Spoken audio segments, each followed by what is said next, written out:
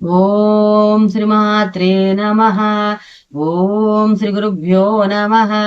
హరి ఓం. అందరికి నమస్తే. అందరికి కూడా అమ్మవారి అనుగ్రహంతో అందరము బాగుండాలి మన అమ్మవారిని ప్రార్థిస్తూ ఉన్నాను. ఈ రోజున సౌందర్య లహరిలోని 27వ శ్లోకం గురించి అయితే మనము విందాం. ఈ శ్లోకంతో కనుక పాలన చేసినట్లయితే ఆత్మజ్ఞాన లాభము, మంత్రశుద్ధి, భగవతి ప్రత్యక్ష దర్శనం కలుగుతుందని చెప్తూ ఉన్నారు.